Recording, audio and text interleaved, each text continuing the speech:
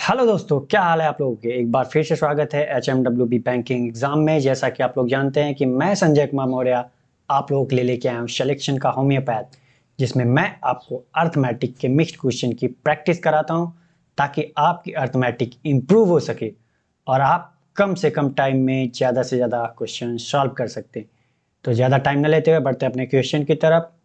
उससे पहले अगर आपने हमारे वीडियो को लाइक नहीं किया तो लाइक कर लीजिए और चैनल को सब्सक्राइब नहीं किया तो प्लीज़ चैनल को सब्सक्राइब कर लीजिए। बढ़ते हैं अपने क्वेश्चन की तरफ और आज का हमारा पहला क्वेश्चन है ये। आप इसे पढ़िए, फिर मैं बताता हूँ इसे सॉल्व कैसे करना है। ठीक है, पहले आप इसे ध्यान से पढ़ने की कोशिश कीजिए और समझने की कोशिश कीजिए कि क्वेश्चन में क्या क्या रहा है। उसके बाद वीडियो रोक के सॉल्व करना चाहते हैं तो सॉल्व करिए, अन्यथा मैं बताता हूँ कि इसे सॉल्व कैसे करना है। ठीक है,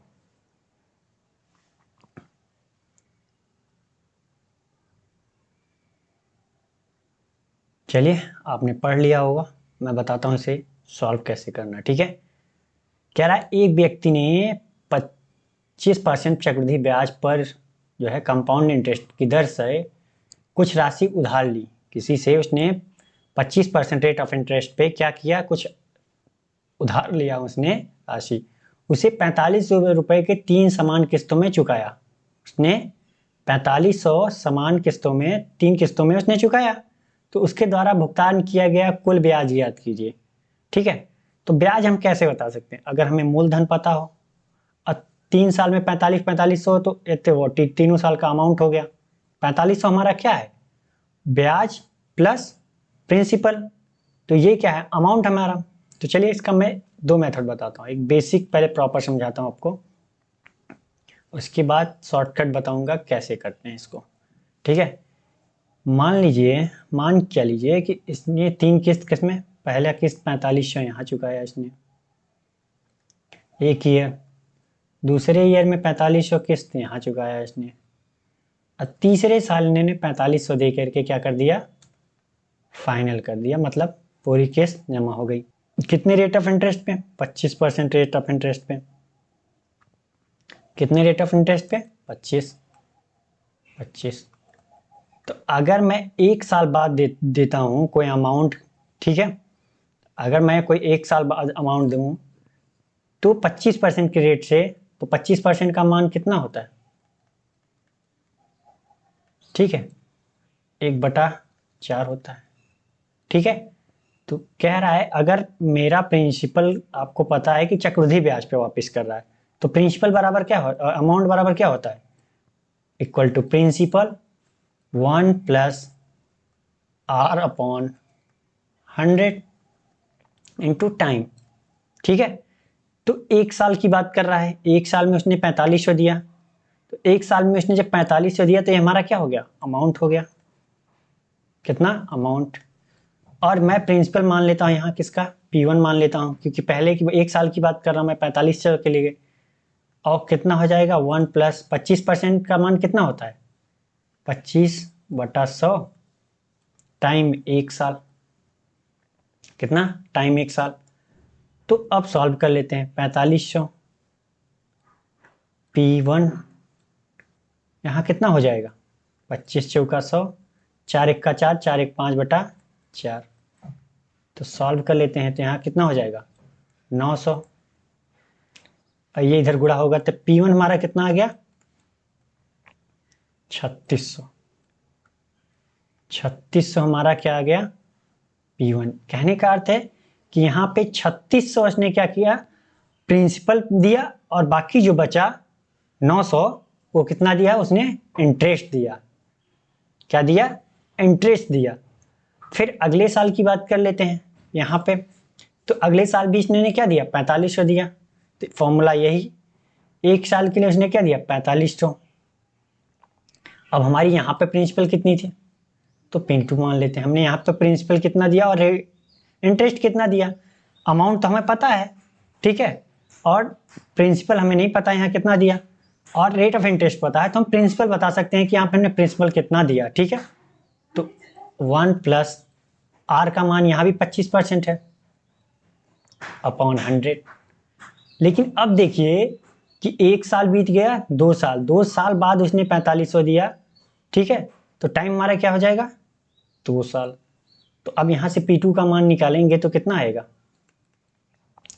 4500 बटा कितना आ जाएगा 25 चौका 100, 4 एक का 4, 4 एक 5, 25 बटा 4 और 16। तो यहाँ क्या हो जाएगा 16 बटा, जब इधर ले जाएंगे तो क्या हो जाएगा 16 बटा 25।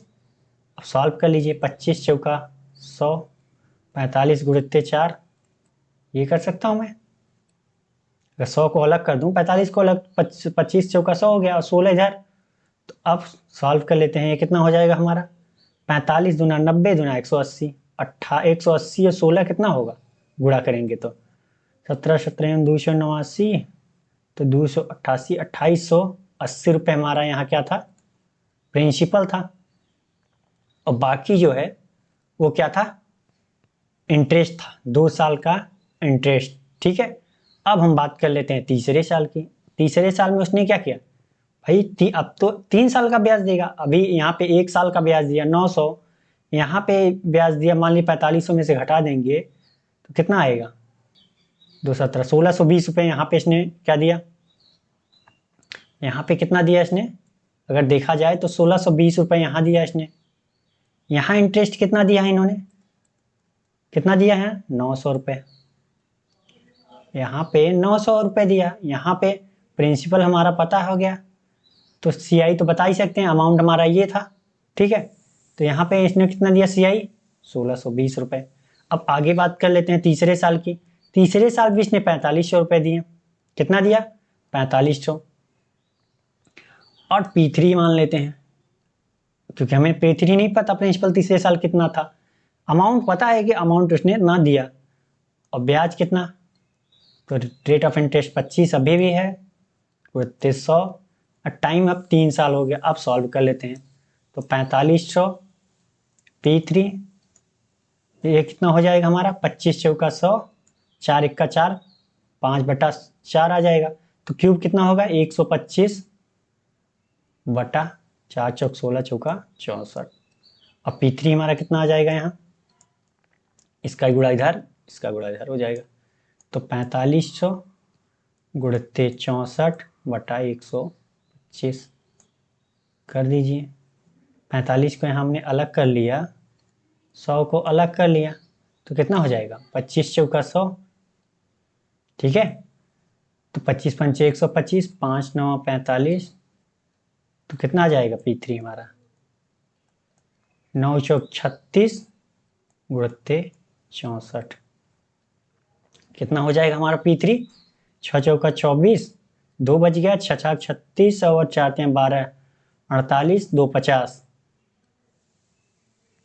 बच गया 5, 6 एक 18 5 2104 रुपये हमारा यहाँ क्या आ गया प्रिंसिपल आ गया। प्रिंसिपल हमारा 2104, अमाउंट हमारा कितना 4500। तो सीआई कितनी हो जाएगी, ये सीआई पहले साल की है, ये सीआई दूसरे साल की है, ये सीआई हमारी आ गई तीसरे साल की। तो 2100 में 4500 में 2104 घटाएंगे तो कितना आएगा, डायरेक्ट 2100 घटाइए तो कितना आ जाएगा 24, लेकिन 4 और घटाना है तो क्या आ जाएगा 2396। कितना हो जाएगा 2396, ये हमारा तीसरे साल का सीआई। तो हमसे पूछा क्या है, उसके द्वारा भुगतान किया गया कुल ब्याज। अब तीनों ब्याज चार्ट कर लेते हैं, टोटल इन सीआई कितना होगा, टोटल सीआई कितना हो गया सी 1 साल का सीआई, दूसरे साल का सीआई और तीसरे साल का सीआई जोड़ लीजिए। 900 पहले साल उसने दिया, दूसरे साल 1620 रुपया दिया और तीसरे साल उसने कितना दिया 2396 रुपया। ठीक है, 9 16 9 25 और 25 और 24 कितना हो गया, ये 24 मान लेते हैं, 4 मैं ज़्यादा जोड़ रहा हूँ तो 24 जोड़ लेता है। 16 9 25 और 24 कितना 49, कुछ गड़बड़ किया क्या हमने, 6 त्रिक 18 और 5 23 होगा, सॉरी सॉरी सॉरी सॉरी, कितना होगा 23, 2300 घटाएंगे तो यहाँ कितना आएगा 2200, 2196 आएगा। ठीक है, घटा दिया हमने तो 2196, तो यहाँ कितना आएगा 2196, सॉरी कितना 2100 96। अब जोड़ लेते हैं, कितना 16 9 25 और 22 कितना होता है, 25 22 4700, और 4700 और 20, इधर 4 ज़्यादा जोड़ा था तो इधर 4 कम कर देते हैं, तो कितना हो जाएगा 4716। कितना 4716 रुपया ब्याज हमारा मिल गया। तो ये था पूरा बेसिक प्रोसेस, ठीक है, जो मैंने आपको समझाने की कोशिश की और आपको समझ में भी आ गया होगा कि इसे सॉल्व कैसे करते हैं, ठीक है, क्योंकि ये तीनों साल का अमाउंट दे रखा है इसने, हमसे पूछा है ब्याज कितना दे रहा हूं, तो अमाउंट दे रखा है तो हम फॉर्मूले से निकाल सकते हैं कि हमारा प्रिंसिपल क्या होगा। ये हमारा फॉर्मूला मेथड था। तो चलिए मैं बताता हूं कि डायरेक्टली से कैसे कर सकते हैं। चलिए, तो सॉरी, इसके लिए हमें क्या करना पड़ेगा, इसी पेज पे मिटाना पड़ेगा, तो मैं मिटा देता हूं इसको, इरेज ऑल, मिटा दिया हमने। चलिए मैं बताता हूं दूसरा मेथड, ट्रिक जिसे कह सकते हो आप, या शॉर्टकट कह सकते हो, शॉर्ट मेथड, ठीक है, ट्रिक या शॉर्ट जो भी आपको कहना है। तो यहाँ पे भी क्या है, पहले साल इसने 4500 दिया 25% के रेट ऑफ इंटरेस्ट पे, फिर दूसरे साल इसने कितना दिया 4500 दिया, फिर तीसरे साल इसने कितना दिया, और सॉरी यहाँ कितना दिया 4500, फिर तीसरे साल कितना दिया 4500, rate of interest 25%, rate of interest 25%, तीनों साल 25% दिया। तो आपको पता है 25% का मान कितना होता है, 1/4, ठीक है। तो अगर हमारी प्रिंसिपल 4 है तो 25% का जब रेट ऑफ इंटरेस्ट है तो अगले साल हमारी अमाउंट कितनी हो जाएगी, अमाउंट कितनी हो जाएगी 5 हो जाएगी। तो हमारा आ गया प्रिंसिपल एंड अमाउंट का रेशियो कितना आ गया, प्रिंसिपल अगर हमारा कितना था 4 था, तो क्या हो जाएगा 25% बढ़ के 5 हो जाएगा। तो अमाउंट का मान यहाँ पे कितना है 5 यूनिट, यहाँ कितना है 4500, तो 1 यूनिट का मान कितना आ गया, अगर 5 यूनिट का मान 4500, तो 1 यूनिट का मान कितना, अब ब्याज क्या होता है हमारा, प्रिंसिपल अमाउंट माइनस प्रिंसिपल, यही तो हमारा क्या है ब्याज है। तो ब्याज कितना हो जाएगा, 1 यूनिट का मान कितना 900, 1 यूनिट का मान 900 आ गया, ठीक है। आगे कह रहा है कि अब दूसरे साल प्रिंसिपल एंड अमाउंट का रेशियो क्या हो जाएगा, अभी तो ये 1 साल के लिए था, अब 2 साल के लिए क्या होता है 4 से 5 होगा, फिर 4 से 5 हो जाएगा हमारा, ठीक है। तो अब यहाँ पे हमारा कितना हो गया, प्रिंसिपल हो गया 16, अमाउंट हो गया हमारा 25। अमाउंट का मान हमें दे रखा है, अमाउंट का मान हमें दे रखा है कितना 4500, तो 1 यूनिट का मान कितना हो जाएगा, 25 यूनिट का मान 4500, तो 1 यूनिट का मान 180, 1 यूनिट का मान कितना है 180। तो यहाँ पे कितना ब्याज मिल रहा है हमें 16, 9 यूनिट, तो 9 यूनिट का मान कितना हो जाएगा हमारा 18 9 162, 18 9 162, कितना मिल जाएगा 1620 रुपया, ठीक है। कितना मिल गया हमें 1620 रुपया। यहाँ पे हमें, यहाँ में CI मिल गया 900, यहाँ CI मिल गया 1620 रुपया। अब तीसरे साल की बात कर लेते हैं। अब तीसरे साल भी हमारा प्रिंसिपल एंड अमाउंट का रेशियो क्या होगा, पहले साल 4 से 5 हुई, फिर दूसरे साल भी 4 से 5 हुई, तीसरे साल क्या हुई फिर से 4 से 5 हुई। अब हमारा रेशियो प्रिंसिपल एंड अमाउंट का कितना आ गया 64 125, 125 अमाउंट हमारा दे रखा है, अमाउंट कितना है 4500, तो 125 का मान 4500, तो हमारा ब्याज कितना मिल रहा है 30 20 50 6 5 11 61 यूनिट होगा। तो 125 यूनिट का मान 4500, तो 1 यूनिट का मान कितना, तो 61 यूनिट का मान कितना हो जाएगा हमारा, 61 यूनिट का मान कितना होगा 36 गुणित 61, तो ये कितना हो जाएगा हमारा 6 1 का 6, 6 1 का 6, 6 36 और 3 39, 3 6 3 18 3 21 2196। तो यहाँ हमारा CI क्या आ गया 61 यूनिट हमारा क्या था CI तो था, यहाँ क्या आ गया हमारा CI 2196। तीनों साल की हमें क्या मिल गई? CI मिल गई। ठीक है, तीनों साल की हमें क्या मिल गई? CI मिल गई। अब हम जोड़ लेते हैं सीधा सीधा। तो टोटल CI हमारी कितनी हो गई? टोटल CI कितनी हो गई? 900 प्लस 1620 प्लस 2196। जोड़ लीजिए। 16 9 25 21 कितना? 46, एक 47। 4716 आ गया कि नहीं आ गया? 4716 रुपया। तो कौन सा आंसर सही है हमारा? बी। तो समझ में आ गया होगा आपको कि मैं बताना क्या चाह रहा था। ठीक है, तो ये भी समझ में आ गया, बेसिक भी समझ में आ गया होगा। तो बढ़ते हैं अगले क्वेश्चन की तरफ। अगला क्वेश्चन हमारा है ये, आप इसे पढ़िए फिर मैं बताता हूं इसे सॉल्व कैसे करना। ठीक है, आप इसे पढ़ने की कोशिश कीजिए ध्यान से, फिर मैं बताता हूं कि इसे सॉल्व कैसे करना है। और अगर साथ के साथ आप वीडियो रोक के सॉल्व भी करना चाहते हैं तो बहुत अच्छी बात है। ठीक है, तो चलिए आप इसे सॉल्व कीजिए, पढ़िए, जो भी आपकी इच्छा करे करिए, मैं बताता हूँ उसके बाद करना कैसे है। ठीक है,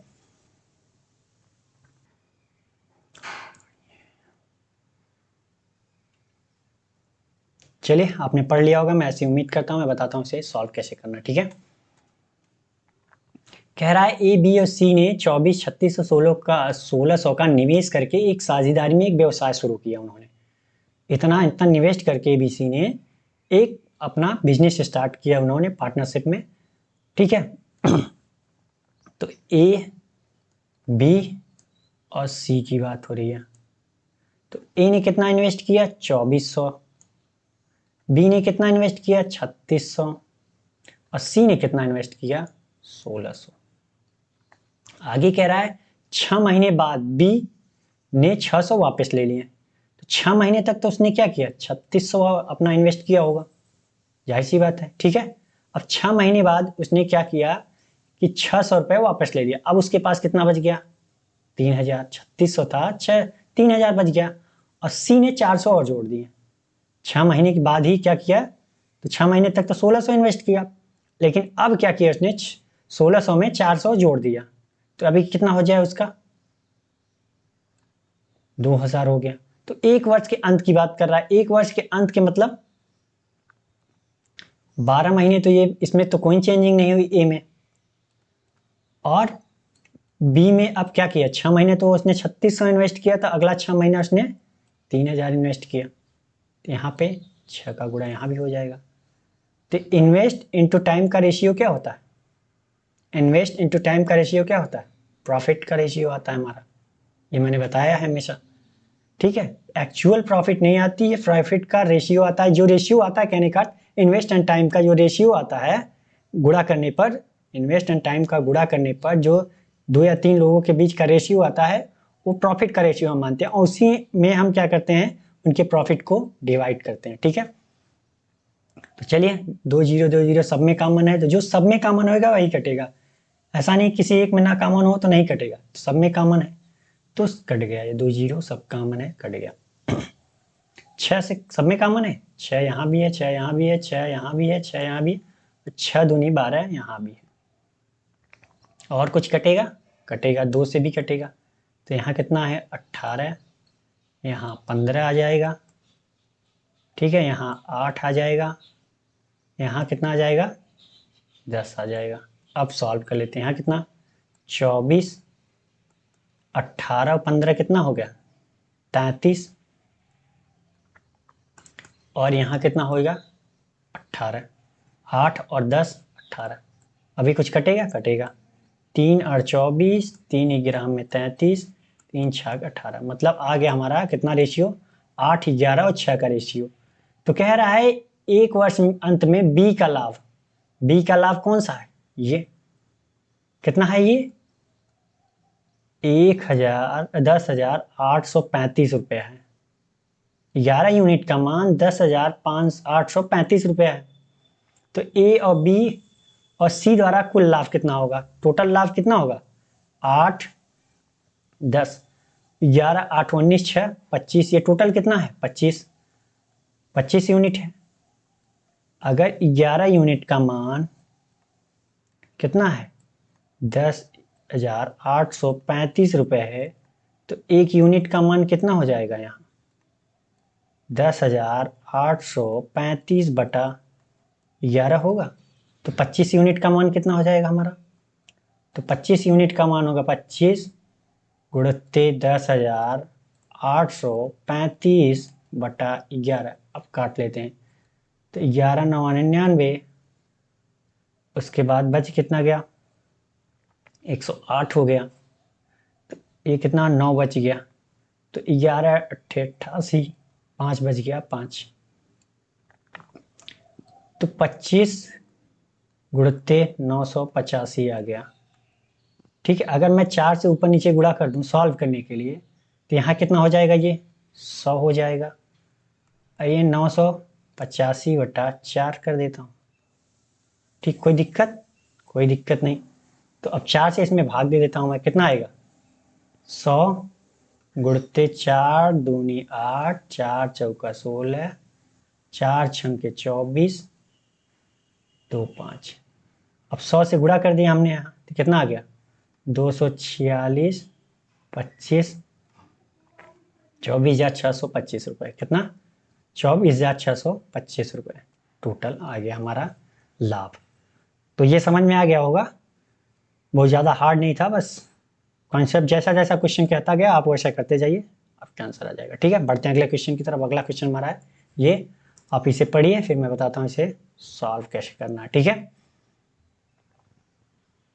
बस आप जो क्वेश्चन में कहे वो क्वेश्चन आप करते जाइए, बस बाकी कुछ नहीं करना है। अगर आप अभी बिगनर हैं और आप बेसिक से सॉल्व कर रहे हैं तो कोई दिक्कत नहीं, अभी आप बेसिक से ही सॉल्व कीजिए, क्योंकि धीरे धीरे जब आप प्रैक्टिस में लाएंगे तो आपको पता चलेगा कि बेसिक और ट्रिक दोनों सीखते जाएंगे। लेकिन उसके लिए आपको ज़बरदस्त प्रैक्टिस करनी पड़ेगी, इसीलिए तो मैं आपके लिए लेके आया हूँ सिलेक्शन का होम्योपैथ। तो आप हमारे साथ जुड़े रहेंगे तभी आपको प्रॉफिट मिलेगा। आप ये सोचिए कि 1 2 दिन 4 दिन पढ़ने से प्रॉफिट नहीं मिलेगा आपको। ठीक है, आप हमारे साथ 2 3 महीने जुड़िए, फिर देखिए अपना स्पीड। आप कोई भी क्वेश्चन देखते ही आपके माइंड में फ्लैश कर जाएगा कि सॉल्व कैसे करना है। ठीक है, ट्रिक यूज़ करनी है, बेसिक यूज़ करनी है, और कहाँ कितना शॉर्ट कर सकते हैं वो भी आपके माइंड में वहीं कट हो जाएगा। ठीक है, चलिए पढ़ लिया होगा, मैं बताता हूँ इसे सॉल्व कैसे करना है। ठीक है, तो ये कह रहा है कि एक गांव की 40% संख्या महिला है और 30% जनसंख्या पुरुष है। कितना 40% जनसंख्या महिला है और 30% पुरुष हैं, बाकी आबादी वयस्क है। तो हम मान लेते हैं कि गांव की टोटल जो जनसंख्या है, टोटल संख्या पॉपुलेशन जिसे कह सकते हो, टोटल पॉपुलेशन कितनी है 100x, सॉरी 1000x मान लेता हूं मैं, कोई दिक्कत, आप कुछ भी मान सकते हो, 1000 मैंने मान लिया। अब यहां पे कह रहा है 40% जनसंख्या महिला है, तो 40% फीमेल है, तो 40% 1000 का कितना होगा 400 होगा, 400x। उसके बाद 30% जनसंख्या पुरुष है, 30% क्या है मेल है, तो 30% 1000 का कितना होगा 300, जाहिर सी बात है। बाकी जो कह रहा है वो अडल्ट है, बाकी जो है वो अडल्ट है, तो 4 3 700 हो गया, तो 300 कितने हो गए वो अडल्ट हो गए हमारे। ठीक है, अब आगे कह रहा है 20% महिलाएं साक्षर है, मतलब एजुकेटेड है। अगर 400 में से 20% महिलाएं एजुकेटेड हैं, एजुकेटेड एडियो लिख दिया मैंने, तो 80% क्या है अनएजुकेटेड है। ये क्या है अनएजुकेटेड, मतलब पढ़े लिखे नहीं। तो 20% इसका कितना होगा 80x, कितना होगा 400 का 20% कितना होता है 80। तो अगर 80 400 में से 80 एजुकेटेड हैं तो 320 क्या है अनएजुकेटेड है। अब आगे कह रहा है 30% पुरुष निरक्षर है, मतलब 30% पुरुष निरक्षर है, मतलब किसकी बात कर रहा है अनएजुकेटेड की। 30% अनएजुकेटेड है, तो 30% कितना होगा इसका 90। 300 का 30% कितना 90, तो 210 क्या है, पढ़े लिखे हैं, एजुकेटेड हैं। 210 क्या है, पढ़े लिखे हैं। तो आगे कह रहा है कि यदि गांव के साक्षर पुरुषों और साक्षर महिलाओं का योग 1044 है तो साक्षर कौन है, मतलब एजुकेटेड ये हैं, एजुकेटेड ये हैं। तो टोटल कितना हो गया हमारे 210x प्लस 80x, ये हमारे एजुकेटेड हैं टोटल। तो कह रहा है कि वो कितने हैं 1044 हैं। तो दोनों आपस में क्या हो गए बराबर। हम कह रहे हैं इतना एजुकेटेड हैं और दिया है कि ये इतना एजुकेटेड है, तो बराबर कर लिया हमने। तो यहाँ कितना आ गया 29x, 29 मतलब 290x आ गया। तो 1044 आ गया इतना। तो x का मान कितना आ जाएगा 1044 मतलब 1044 बटा 290, ये हमारा x का मान आ गया। तो आगे कह रहा है तो गांव के निरीक्षर पुरुषों और वयस्क के बीच की आबादी बतानी है, आबादी के बीच की अंतर बतानी है।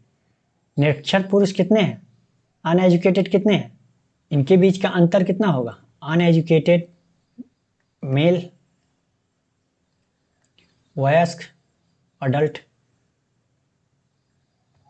अडल्ट के बीच का डिफरेंस आ गया कितना, ये है 90x, ये कितना है 300x। तो यहाँ कितना आ गया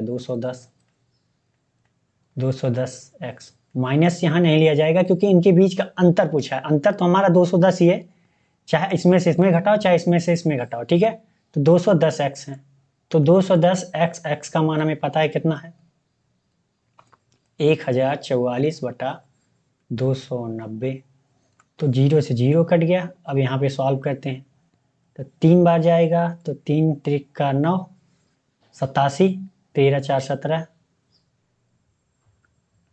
9 सत्ते 63, 9 और 72, 3 5 15, 3 6 18, 6 बार जाएगा 36, 21 गुणित 36 कितना हो जाएगा हमारा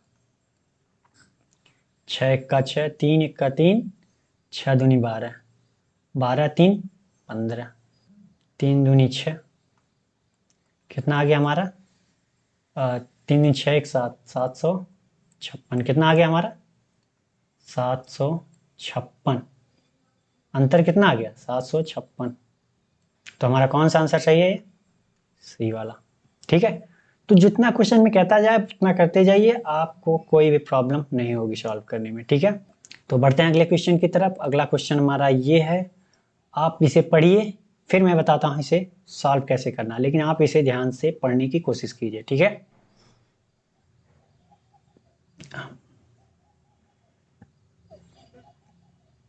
चलिए आपने पढ़ लिया होगा, मैं ऐसी उम्मीद करता हूँ। मैं बताता हूँ इसे सॉल्व कैसे करना, ठीक है। कह रहा है अनीता के 2 भाई अंकित और अनिल, अनीता है उसके कोई 2 भाई हैं अंकित और अनिल। कह रहे अंकित और अनिल की वर्तमान आयु का, प्रेजेंट एज का अनुपात कितना है 2 और 3 है। प्रेजेंट एज का रेशियो क्या है, प्रेजेंट एज का P से 3 और 2 है। साथ ही 6 वर्षों बाद अनिल की आयु अंकित व 3 वर्ष पूर्व की आयु से अनुपात इतना है। तो हम मान लेते हैं इनकी प्रेजेंट एज कितनी है 3x मान लिया हमने, इसका 2x मान लिया। अब आगे सॉल्व कर लेते हैं। कह रहा है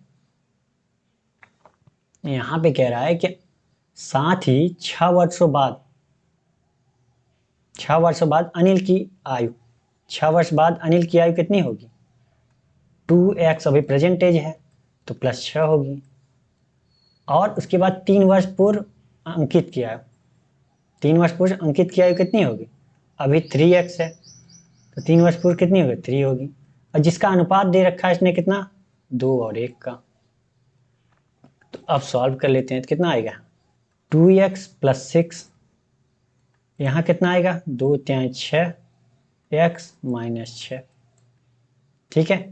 तो यहाँ कितना आ गया हमारा, ये इधर जाएगा ये इधर जाएगा, तो 4x बराबर कितना आ गया 12। तो x का मान आ गया कितना 3, x का मान कितना आ गया 3 आ गया। तो अब यहाँ पे x का मान 3 आ गया, तो हम बता सकते हैं कि अंकित की एज कितनी हो गई।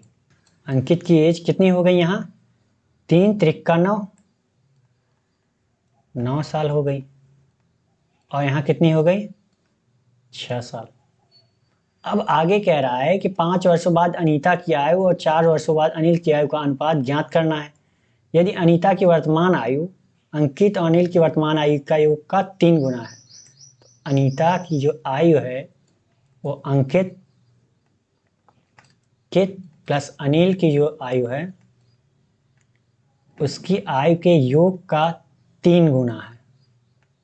कितना है, 3 गुना है। अंकित की आयु कितनी है, 9, अनिल की 6 और 3, तो ये कितना हो जाएगा, 9 6 15 यहाँ 45 साल।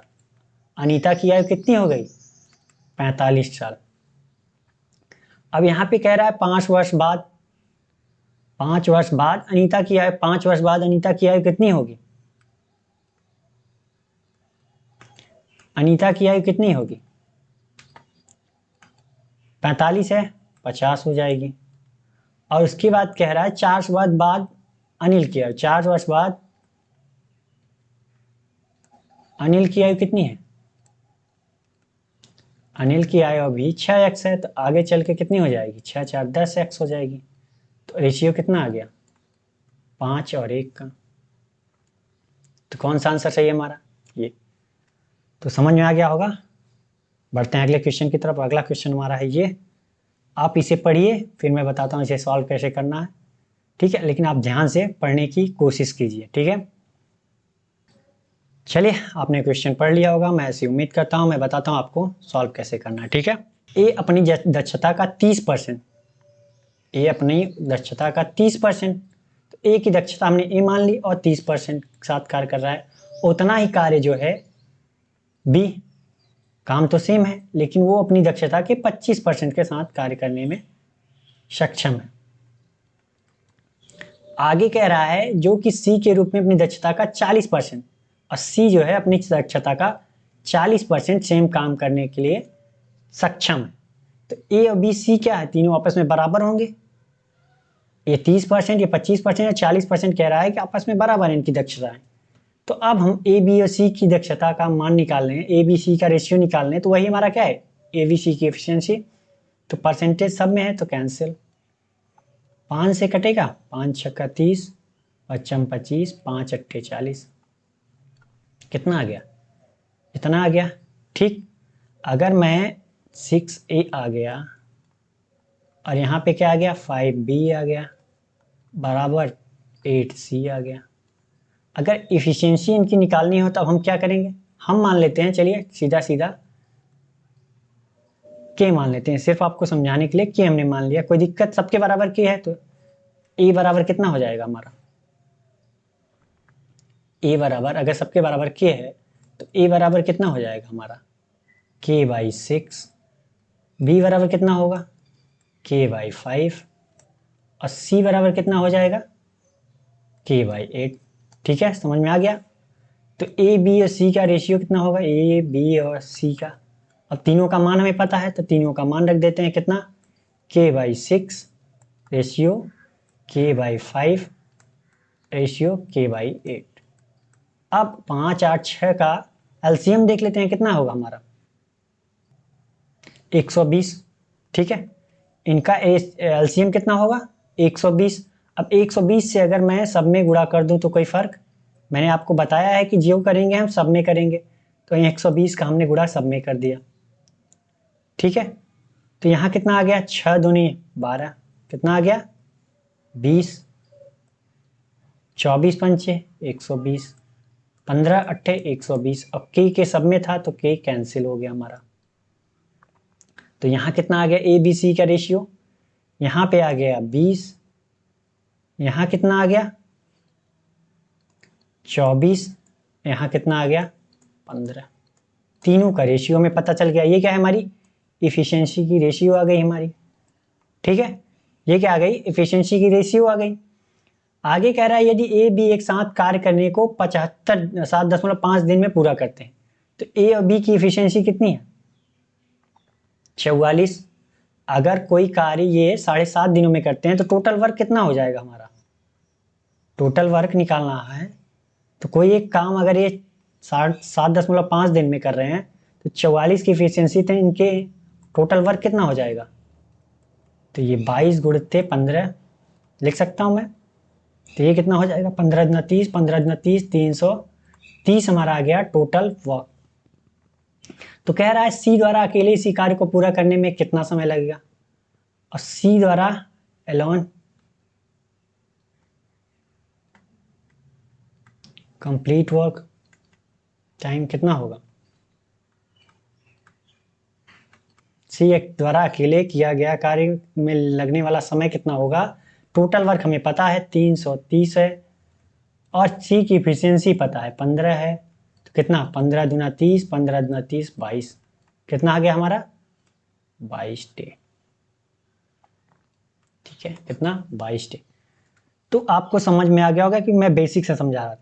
तो यहाँ पे भी अगर ये चीज़ अगर ना करना चाहें, अगर प्रैक्टिस करते रहेंगे आप, तो यहाँ पे हम क्या करते हैं, डायरेक्टली ये करते हैं कि ए बी जितना है ये 6, 5 और 8 का एलसीएम ले लेते हैं, और उसके बाद डायरेक्टली भाग दे देते हैं। जो आएगा वो ए का मान 5 से भाग देंगे जब 120 में, तो जो आएगा वो बी का मान, और उसके बाद सी 120 में 8 का भाग देंगे, जो आएगा वो सी का मान। यही तो आया है, यही तो हमने किया है, लेकिन वो समझाने के लिए मैं आपको प्रोसेस बाय प्रोसेस गया हूँ। ठीक है, तो ये चीज़ें प्रैक्टिस से संभव हो पाएंगी, जो आप माइंड में कर लेंगे। इतना लंबा आपको नहीं करना पड़ेगा, ये माइंड में कैलकुलेट किया, इतना डायरेक्ट आ गया। ठीक है, तो काफ़ी चीज़ें प्रैक्टिस से कम हो जाती हैं, लेकिन उसके लिए आपको प्रैक्टिस करना पड़ेगा। तो चलिए पढ़ते हैं अगले क्वेश्चन की तरफ। अगला क्वेश्चन हमारा है ये, आप इसे पढ़िए, फिर मैं बताता हूँ इसे सॉल्व कैसे करना है। ठीक है,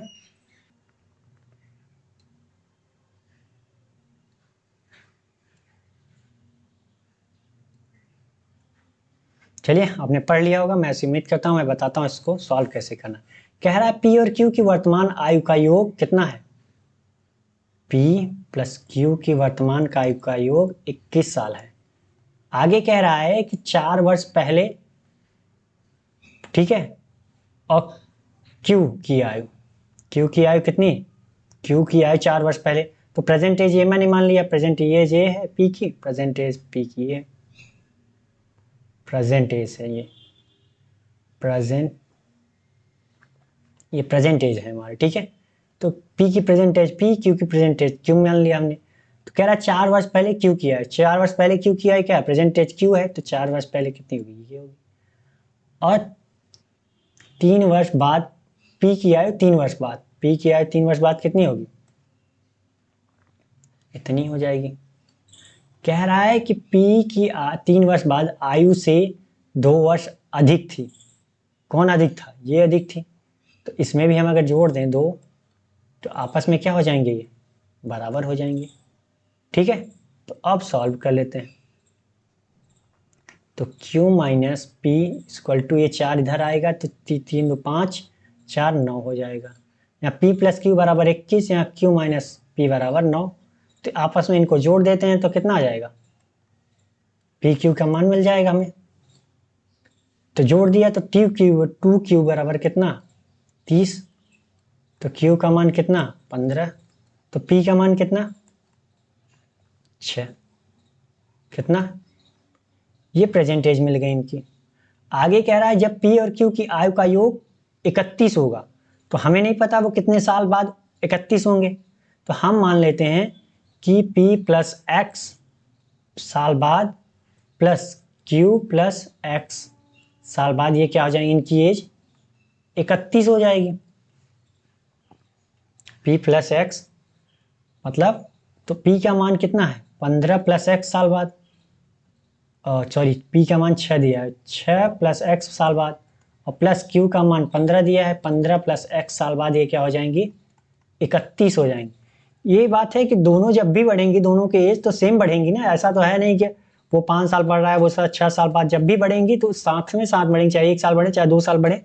1 साल अगर बढ़ाते हैं तो p की भी एज 1 साल बढ़ेगी, तो q की भी 1 साल बढ़ेगी। तो इसलिए हमने यहाँ पे क्या किया, एक्स एक्स सेम रखा है।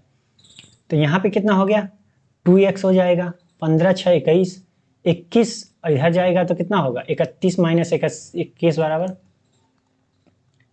चलिए लिख देता हूँ, तो x बराबर कितना हो जाएगा 10 बचेगा, 10/2 बराबर x का मान 5। मतलब 5 साल बाद उनकी आयु का योग कितना हो जाएगा 31 हो जाएगा। तो उस समय r जो है q का आधा होगा, r जो है q का आधा होगा, r जो होगा वो q का आधा होगा। उस समय अब q की आयु कितनी होगी, तो 5 वर्ष बाद q की आयु कितनी होगी, 5 वर्ष बाद q की आयु कितनी होगी, प्रेजेंट अभी 15 है, तो 5 वर्ष बाद की बात कर रहा है, तो q की आयु कितनी होगी 15 5 20 हो जाएगी। तो कह रहा है q की आयु का आधा होगा r की आयु, तो ये कितना हो जाएगा 10 साल। तो r की वर्तमान आयु कितनी है, तो ये 10 साल बाद कह रहा है, ठीक है। ये 5 साल बाद की बात हो रही है, ठीक है। तो अब 5 साल बाद अगर वो 10 साल का रहेगा तो प्रेजेंट एज कितनी होगी हमारी,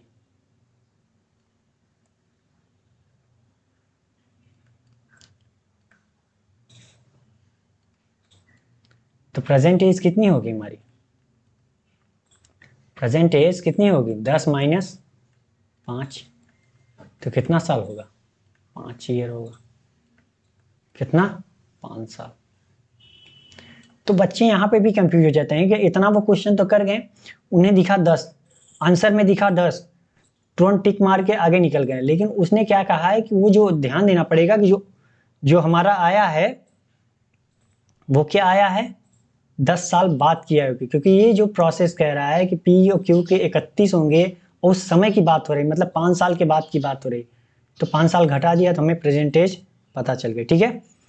तो बढ़ते हैं अगले क्वेश्चन की तरफ। अगला क्वेश्चन हमारा है ये, आप इसे पढ़िए फिर मैं बताता हूँ इसे सॉल्व कैसे करना है, ठीक है। तो मैं ये कहूँगा कि आप ध्यान से पढ़ने की कोशिश कीजिए। चलिए आप पढ़िए फिर मैं बताता हूँ इसे सॉल्व कैसे करना है।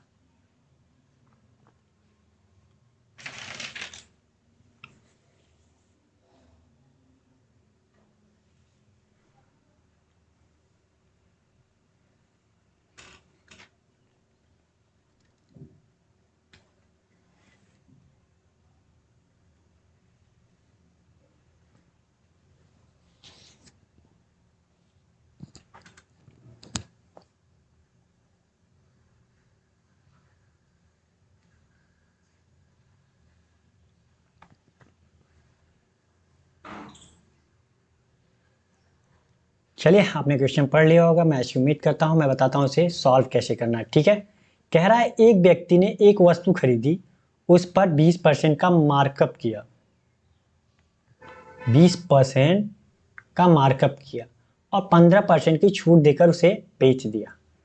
तो हमने जब आपसे बताया है कि हमने हमेशा आपसे कहा है कि जो परसेंटेज दिया जाए उसके साथ खेलने की कोशिश कीजिए, क्योंकि उससे क्वेश्चन क्या होता है आसानी से आता है। अगर बेसिक से पूरा का पूरा करना चाहें तो वो सीखने के लिए भी अच्छा है। मैं हर बार कहता हूँ कि बेसिक आपको आनी चाहिए, लेकिन क्या है कि ट्रिक भी जरूरी है, क्योंकि एग्जाम में आप बेसिक्स करना बैठ जाएंगे तो दिक्कत हो जाएगी। तो वेरिएबल के लिए हमें बेसिक चाहिए और उसके लिए ट्रिक, तो आप दोनों ट्राई किया कीजिए, ठीक है। क्योंकि बेसिक से ही वो बनते हैं, ट्रिक बनते हैं, ठीक है। चलिए, तो एक व्यक्ति ने एक वस्तु खरीदी, उस पर 20% का मार्कअप किया। तो मार्कअप किस पे किया, कॉस्ट प्राइस पे। मार्कअप किस पे किया जाता है भाई, कॉस्ट प्राइस पे ही तो किया जाता है। 20% का मार्कअप किया, मतलब 20% का मान कितना होता है 1/5। अगर 5 की वस्तु थी तो उसने बेचा कितने में, मार्कअप कितना किया, तो ज़्यादा 20%, सॉरी 6 किया। 20% का मान कितना होता है 1/5 ही तो होता है। अगर सीपी हमारी 5 थी तो 20% मतलब 1 की ज़्यादा 6 का किया मार्कअप। और आगे कह रहा है कि 15% की छूट देकर उसे बेच दिया। अब छूट किस पे दी जाती है, मार्क प्राइस पे, और बेच दिया मतलब वो सेलिंग प्राइस हो गई। तो 15% की छूट दिया तो 15% का मान कितना होता है 3/20 ही तो होता है। मतलब 20 की वस्तु थी मार्क प्राइस, तो 3 की छूट देकर उसे बेचा कितने पे 17 पे, ठीक है। इतना समझ में आ गया। अब हम ये दोनों क्या कर रहे हैं, मर्ज करना है। यहाँ मार्क प्राइस कितनी है, यहाँ मार्क प्राइस कितनी है, मार्क यहाँ 6 यूनिट है, यहाँ 20 यूनिट, तो इन दोनों को क्या करना पड़ेगा, मर्ज करने के लिए हमें बराबर करना पड़ेगा। तो इसका एलसीएम ले लेते हैं, तो एलसीएम कितना होगा, 20 × 60, ठीक है 60 होगा। तो यहाँ 60 बनाने के लिए हमें क्या करना पड़ेगा, 10 से गुणा, तो यहाँ भी 10 से गुणा करना पड़ेगा। यहाँ 60 बनाने के लिए हमें 3 से गुणा करना पड़ेगा, तो ये यहाँ भी हमें 3 से गुणा करना पड़ेगा। अब हम मार्च कर लेते हैं, mark price, selling price and cost price. कितना आ गया हमारा mark price 60, selling price 17 × 51, cost price 50 आ गया। कितना आ गया, 50 आ गया। आगे कह रहा है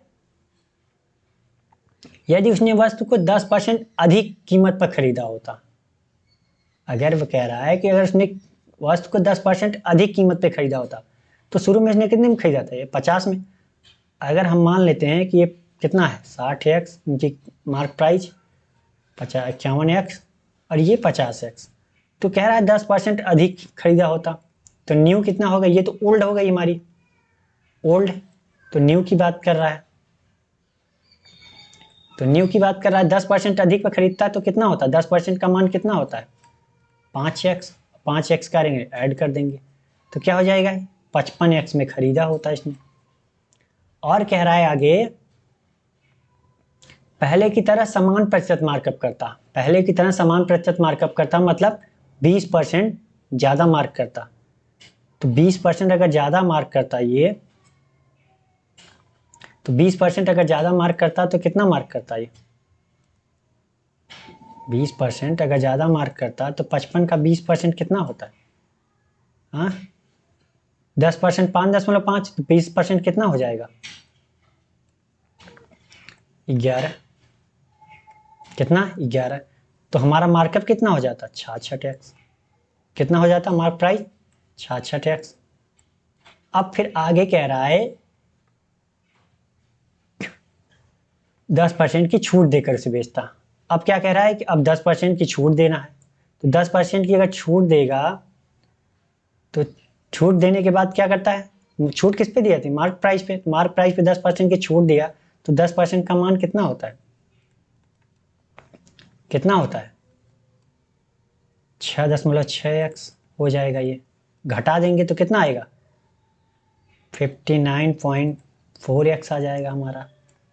तो हमारा मिल गया क्या, old mark price, selling price, cost price, new mark price, selling price, cost price, तीनों मिल गया। अब कह रहा है तो उसे कुल 270 रुपए का लाभ होता, कितने का लाभ होता 270 रुपए का लाभ होता।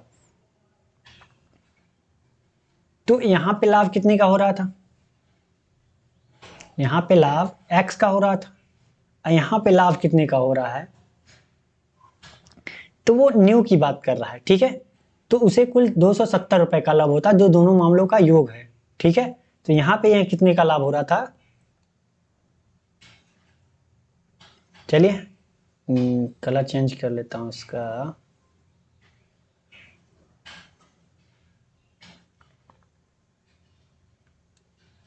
यहां पे कितना हो रहा था x का, और यहां पे लाभ कितने का हो रहा है, यहां पे लाभ कितने का हो रहा है 4.4x का, ये प्रॉफिट है 4.4x का, ये भी x प्रॉफिट है 4x, तो टोटल प्रॉफिट कितनी हो गई,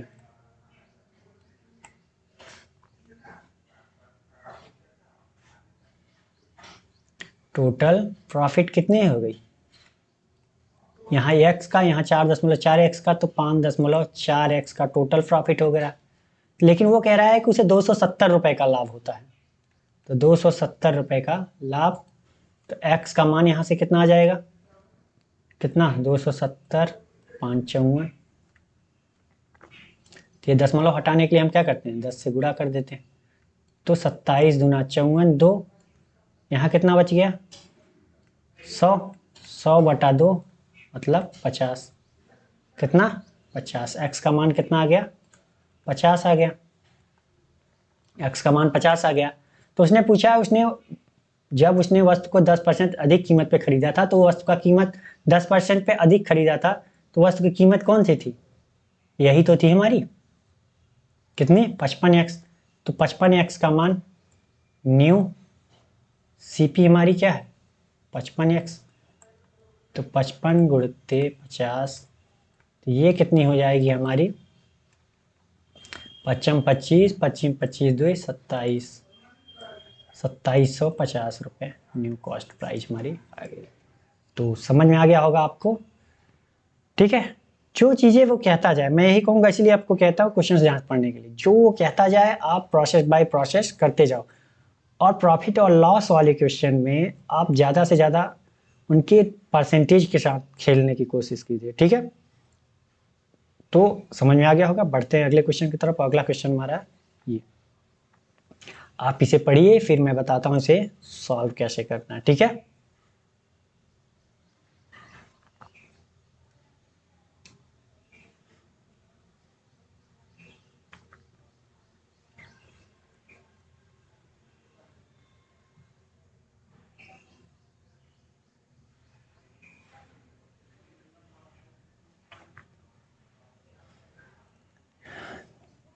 पढ़िए पढ़िए, आप इसे ध्यान से पढ़िए, ठीक है।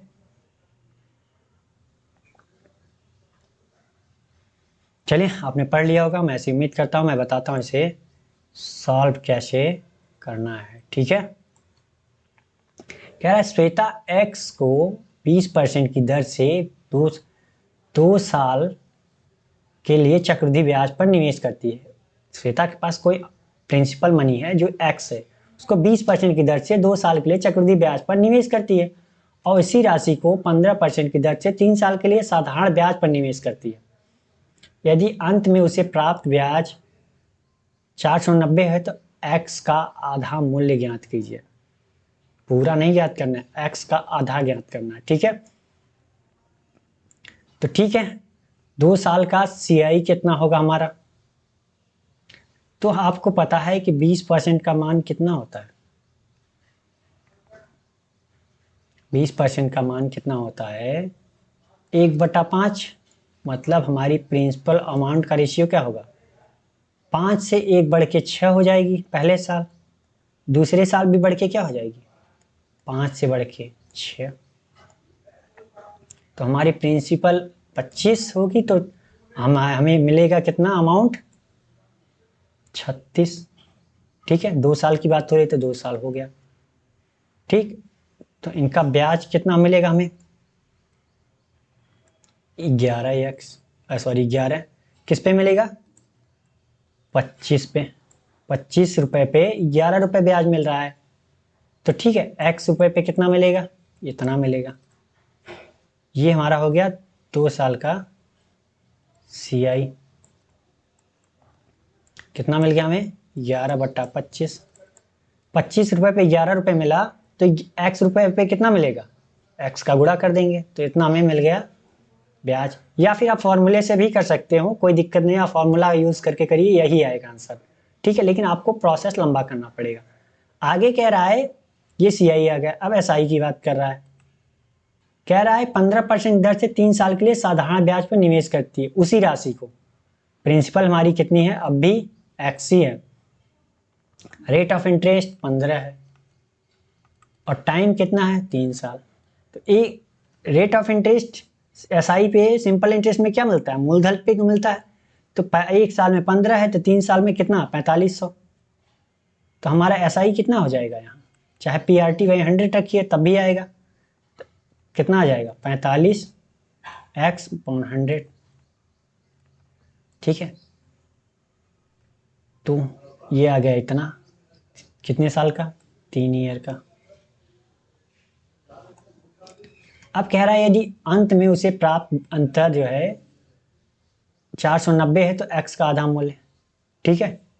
3 साल और 2 साल का जो ब्याज का अंतर है वो कितना है, तो SI माइनस CI बराबर कितना 45x है, ये 100 है, माइनस 11/25, सॉरी, ठीक है।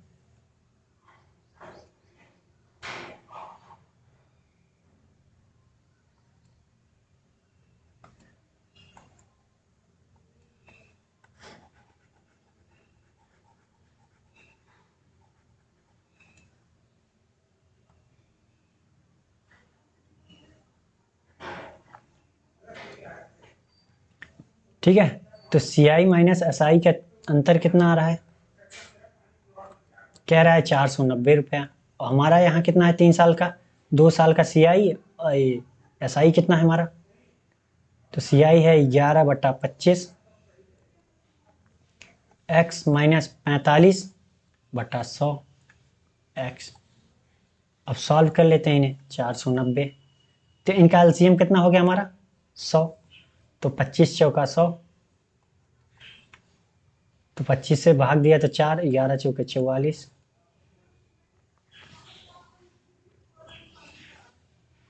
माइनस यहाँ कितना है 45 एक्स बराबर 490। ठीक है, तो x का मान कितना आ गया, ये माइनस एक्स आ रहा है, तो माइनस 490 गुणित 100 का इधर हो जाएगा। तो ये माइनस जो आ रहा है ये अंतर कहा, ये नहीं कहा है कि हमसे कि सी आई माइनस एस आई या एस आई माइनस सी आई, सिर्फ उसने क्या है डिफरेंस का है। तो डिफरेंस में कुछ भी हो सकता है, S I minus C I minus S I, कुछ भी हो सकता है। ठीक है, तो ये डायरेक्टली एक्स का मान आया है हमारा, तो कितना आया है 49,000। कितना आया है 49,000। तो हमसे पूछा क्या है, हमसे पूछा क्या है उसने, तो x का आधा मूल्य ज्ञात करना है।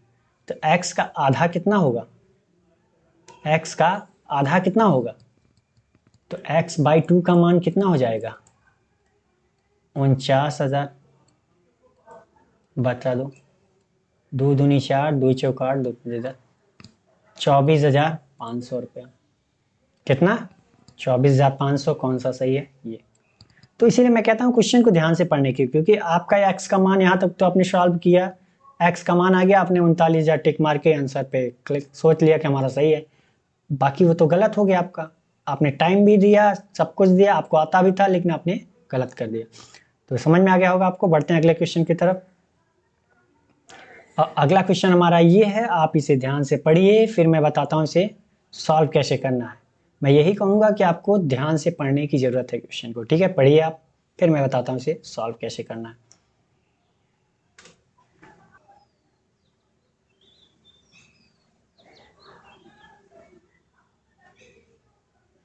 चलिए, आपने पढ़ लिया होगा, मैं ऐसी उम्मीद करता हूँ। मैं बताता हूँ इसे सॉल्व कैसे करना है। कह रहा है पाइप ए एक टैंक को 24 घंटे में भर सकता है।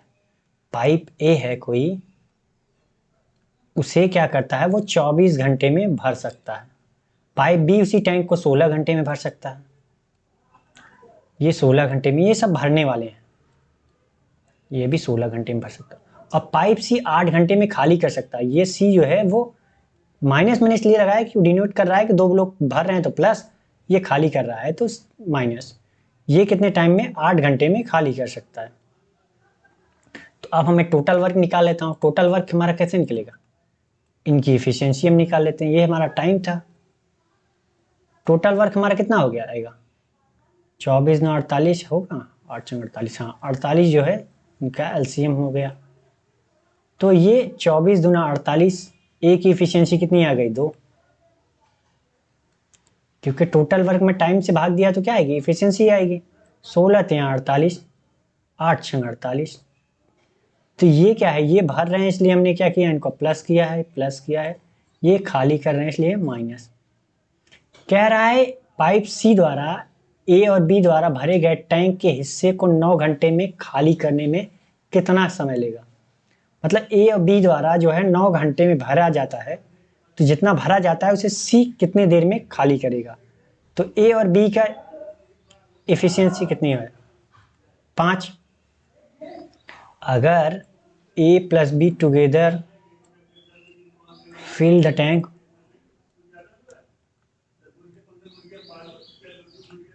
कितना भरेंगे 5।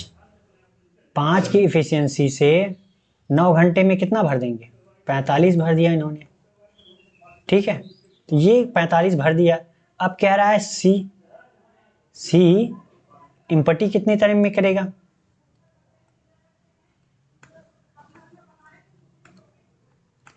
तो 45 अपॉन कितना हो जाएगा, सी की इफिशियंसी कितनी है 6, ये माइनस इसलिए कि ये खाली कर रहा है, इसलिए मैंने माइनस के चिन्ह लगाया। अब सॉल्व कर लेते हैं।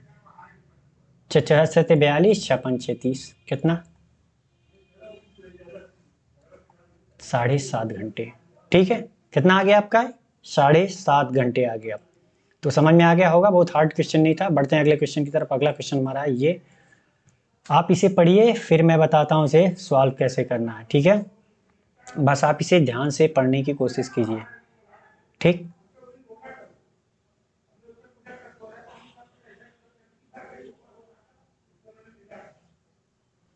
तो ध्यान से पढ़िए सिर्फ। ठीक है, तो चलिए, आपने पढ़ लिया होगा, मैं ऐसी उम्मीद करता हूँ। कह रहा है कि 29,403 रुपए को 8% वार्षिक ब्याज से 2 वर्षों के लिए निवेश करने पर साधारण ब्याज और चक्रवृद्धि ब्याज के बीच का अंतर कितना है, 243। तो 8% का मान ज्ञात कीजिए।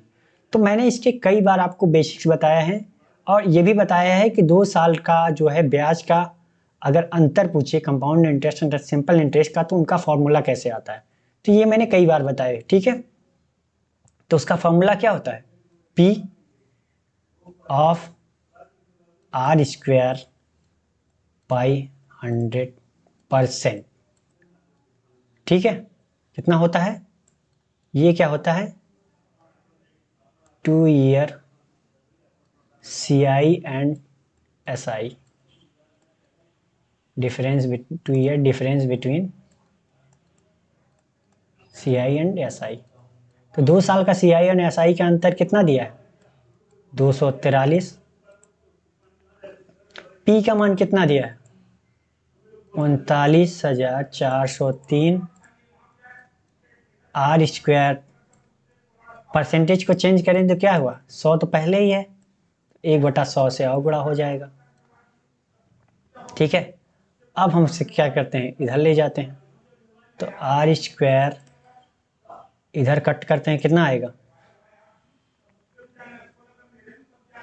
3 से काटते हैं तो 3, 3 और 24, 3 1 3, 3 9 27, 3 और 24, 3 1 3, 9 से कटेगा, 9 9 81, 9 1 9, 9 और 72, 9 9 9 और 72, 9 9 81।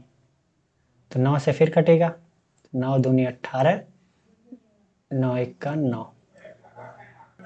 तो यहाँ कितना, 1 9, 9 1 9, फिर बच गया 2, 9 दूनी 18, फिर 9 1 9, कितना आ गया, 121 इधर बचा, और यहाँ पे बच कितना गया, 121/2 3 4। R², यहाँ कुछ बता नहीं बचा, 1। तो R² का मान कितना हो जाएगा, 100 इधर जाएगा, R 101 नीचे, तो 100 इंटू 100 या 121। तो R का मान कितना हो जाएगा, 100/11। R का मान कितना हो जाएगा, 909%, 9.09% आ गया हमारा R का मान। ठीक है, तो कौन सा आंसर चाहिए हमारा, ए। तो समझ में आ गया होगा आपको। बढ़ते हैं अगले क्वेश्चन की तरफ। तो आज का क्वेश्चन कंप्लीट हो गया 10। अगर आपको ये वीडियो पसंद आई हो तो लाइक करें और अपने दोस्तों के साथ शेयर करें, और अभी तक आपने सब्सक्राइब नहीं किया तो प्लीज़ सब्सक्राइब कर लीजिए। थैंक यू, बाय बाय, मिलते हैं नेक्स्ट वीडियो में एक नए क्वेश्चन के साथ और एक नए जोश के साथ।